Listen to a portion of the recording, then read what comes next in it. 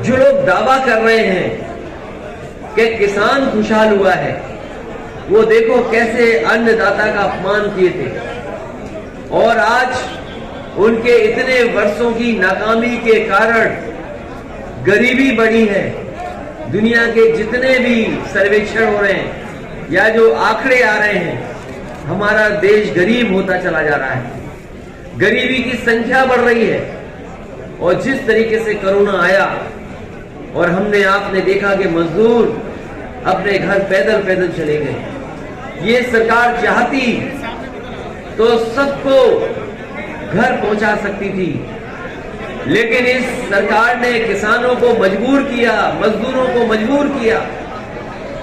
और आपने देखा इसी शहर से न जाने कितने मजदूर गए होंगे जो घर अपने पहुंच गए। बहुत सारे ऐसे मजदूर थे जो अपने घर नहीं पहुंच पाए, उनकी जान चली गई एक्सीडेंट की वजह से, या हार्ट अटैक हुआ, या गंभीर बीमारी थी जिसके कारण वो घर नहीं पहुंच पाए। 90 से ज्यादा मजदूरों की जान गई उत्तर प्रदेश में, लेकिन भारतीय जनता पार्टी ने एक भी मजदूर की मदद नहीं की थी। अगर किसी ने मदद की थी तो यही समाजवादी पार्टी और आरएलडी के लोगों ने आगे आकर के मदद की, और समाजवादी पार्टी ने 90 के 90 मजदूरों को 1-1 लाख रुपया उनके घर पे पहुंचाने का काम किया। हम लोगों ने वो समय भी देखा जहां पर एक गर्भवती महिला नासिक और महाराष्ट्र से चल करके आई थी, उसके बेटी पैदा हुई, 3 घंटे वो इंतजार की और उसके बाद फिर वो पैदल पैदल अपने घर पहुंच गई। कोई सरकार ने मदद नहीं की। जिला अधिकारी की गाड़ी से उस मां को घर पहुंचाना पड़ता, समाजवादी लोग और समाजवादी सरकार में वो मां जिला अधिकारी की गाड़ी से वो घर पहुंचती, लेकिन इस सरकार ने गर्भवती मां को वैसे ही हाल पे छोड़ दिया और पैदल पैदल घर पहुंची। किसान जब आंदोलन पर बैठा, बोर्डर लगा दिए गए, कील लगा दी गई, बॉर्डर सील कर दिया गया। यही सर्दी में, गर्मी में, बरसात में इसी बॉर्डर पे बैठे रहे, लेकिन उन्होंने परवाह नहीं की। उन्हें कोई परवाह थी तो 3 काले कानून की परवाह थी कि अगर 3 काले कानून लागू हो गए तो हमारे किसानों की जमीन छीन ली जाएगी, उनको बाजार के भाव पे छोड़ दिया जाएगा। इसलिए किसानों को बधाई देता हूं। आज मुझे खुशी है जयंत चौधरी जी, हम दोनों किसानों की लड़ाई लड़ने के लिए आगे आए। और मैं कहता हूं इस गाजीपुर बॉर्डर से और उस गाजीपुर बॉर्डर तक भारतीय जनता पार्टी का सफाया होगा।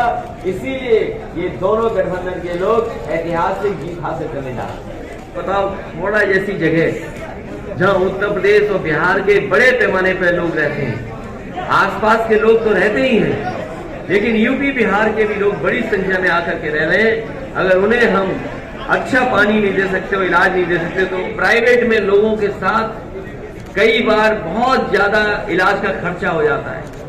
इस कोरोना के समय पर लोगों ने अपने अकाउंट के पैसे निकाल लिए। मुझे याद है एक अखबार का मैंने खबर पढ़ी थी, 1 महीने के अंदर कानपुर जैसे शहर में कई 100 करोड़ लोगों ने अपने सेविंग से पैसा निकाला था। और अगर हमारे पत्रकार साथी यहाँ का आंकड़ा निकालेंगे, आप गाजियाबाद का आंकड़ा अगर निकालेंगे, कोरोना के समय पर लोगों ने सेविंग से कितना पैसा निकाला होगा, तो कम से कम 2 या 3 महीना में 1000 करोड़ से ज्यादा पैसा निकाला होगा।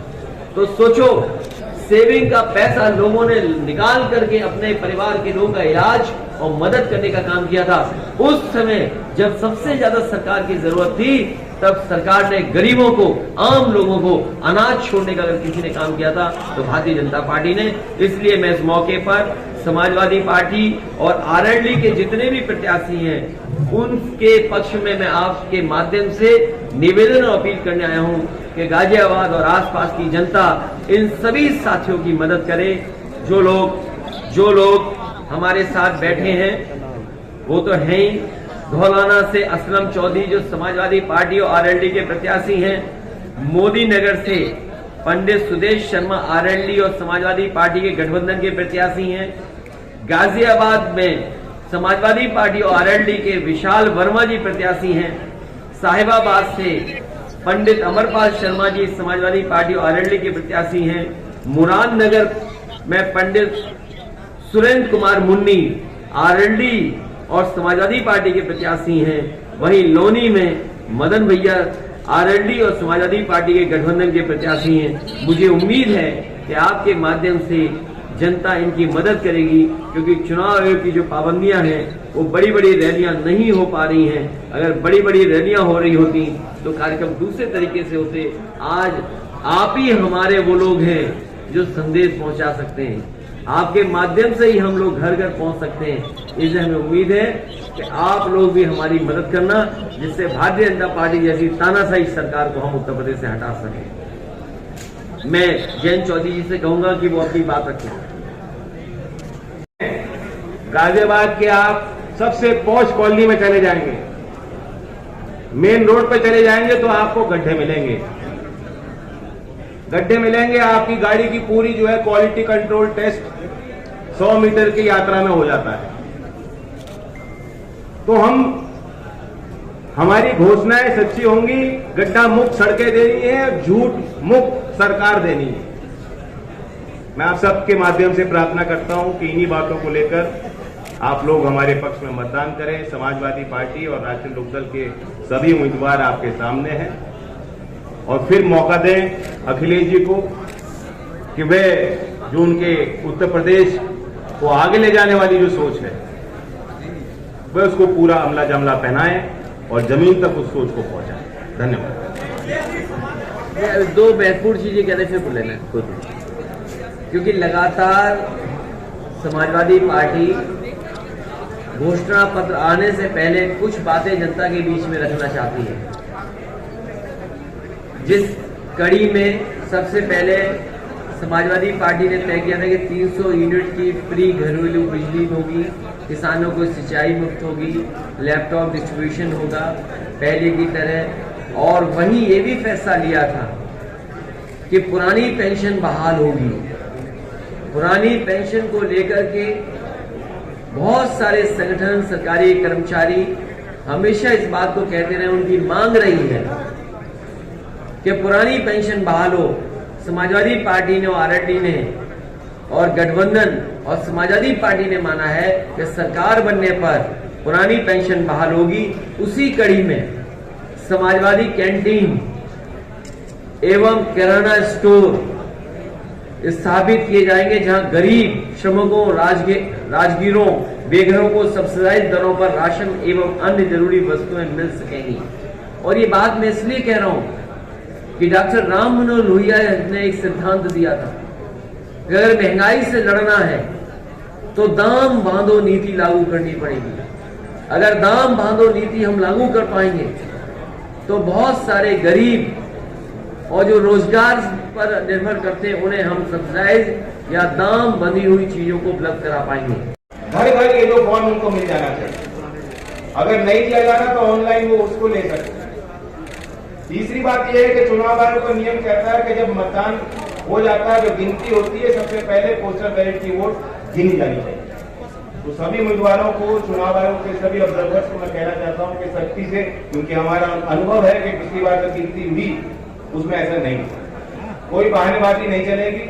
नियम का सख्त अनुपालन होना चाहिए सभी ऑब्जर्वर से, और हमारे दोनों दल के जिलाध्यक्षों से मैं उम्मीद करता हूं कि सख्ती से इसका पालन हो। इस पर हम पुरजोर कोशिश करें।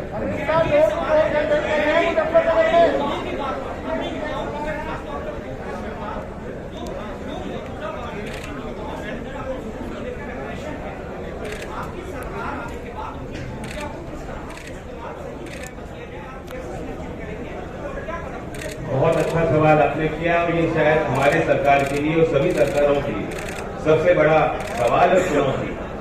सबसे पहले तो कोई बात कही जाता है, सरकार से कुछ मांग होती है, सामाजिक जन आंदोलन होते हैं, तो हमारी सरकार उन लोगों के साथ ऐसे क्रूरता के साथ व्यवहार नहीं करती। पुलिस की लाठी, पुलिस की वर्दी जनता को सुरक्षित रखने के लिए है, ना कि राजधानी में शिक्षक आते हैं, युवा आते हैं, भर्ती को लेकर कोई सवाल करता है तो उन पर लाठी चलाई जाए।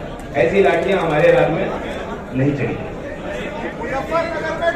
जिस घर का दरवाजा वो बजाएं या डोर टू डोर कैंपेन में जाएं, वो सिलेंडर उन्हें दिखा दें। वो जो लाल रंग का सिलेंडर है वो दिखा दें, क्योंकि पोटली पे अन्न संकल्प तो लेंगे नहीं वो, तो कम से कम उन्हें लाल सिलेंडर जरूर दिखाएं कि जिस समय वो सरकार में आए थे उस समय एक सिलेंडर भरवाने की कीमत क्या थी और आज क्या कीमत है। गाजियाबाद की ताजा तरीन खबरों के लिए हमें सब्सक्राइब करें और हमारे बेल आइकन को प्रेस करना ना भूलें।